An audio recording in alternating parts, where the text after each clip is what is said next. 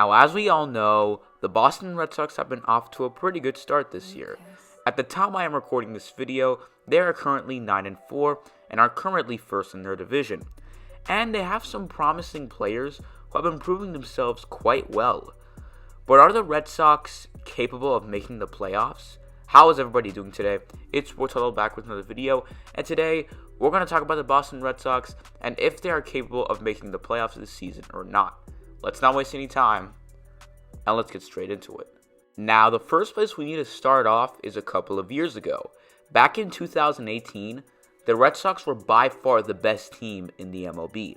They had incredible players like David Price, Craig Kimbrell, and Andrew Benintendi. But one guy who really made an impact for this team, who was really the true star, was Mookie Betts. Betts was one of the biggest pieces on that Boston Red Sox team.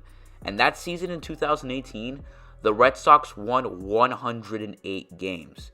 Not only that, but they won the World Series against the Los Angeles Dodgers. They had one of the best seasons in franchise history. But then in 2019, the Red Sox ended up going 84-78 and missed the playoffs. So, pretty mediocre. And then it would get even worse. The Red Sox would end up trading Mookie Betts to the Los Angeles Dodgers for Alex Verdugo, Jeter Downs, and Connor Wong. Now, looking at this trade at first, it doesn't seem like the Red Sox are getting anything huge in return, right? Well, there is one guy who they got who has really been proving himself this year. And yes, it is Alex Verdugo. Verdugo has been starting to prove himself to the Boston Red Sox as a player. He currently has a .271 batting average with 2 home runs and 11 RBIs. And he has done all of this in 12 games. It may not seem like much, but for 12 games, that's pretty good. But it's not just Alex Verdugo that has been an amazing player. They also have Rafael Devers, who may not have the best glove at third, but has crazy power in his bat.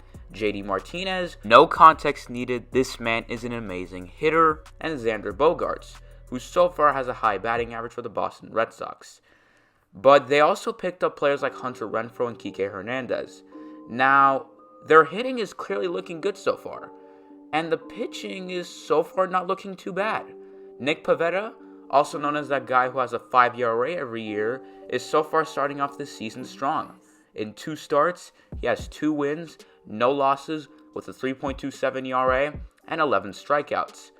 And then you got Nathan Eovaldi, who is 2-1 with a 2.08 ERA and has 14 strikeouts. And if that wasn't good enough, they have Eduardo Rodriguez, who is 2-0 with a 3.60 ERA and 12 strikeouts. So all of this is pretty good. It's not that bad. Currently, the rotation isn't doing the worst. And for their bullpen, they did pick up Adam Ottavino, but so far in 3 innings, he hasn't been the greatest.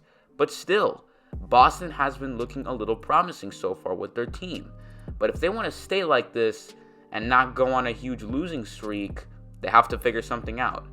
Now, it's obviously not helpful that Chris Sale, who is at one point one of the best pitchers in baseball, is currently out due to Tommy John surgery. Now, if the Red Sox really want to contend this year and make a playoff push, they need to upgrade their pitching.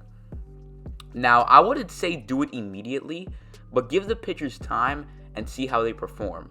But if they start to see that the pitchers are starting to raise the ERA and the wins are starting to turn into losses, make some moves. Boston, in my opinion, doesn't really need any help offensively as their hitting seems like it's trustable. But the pitching is really a place where Boston needs to try to find some new pieces. When the Red Sox were ranked back on opening day before the season began, they were put on the stuck in the middle tier, in other words, mediocre tier.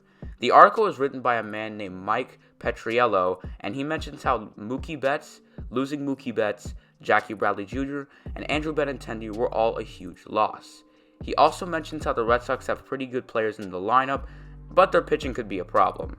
So to sum it up with one short sentence, Boston needs pitching. Now, what is one way a team can get young promising pitchers without trading for them? Drafting. And those prospects could really help you out in the future. Now, do the Red Sox have any good prospect pitchers? Well, there are a couple.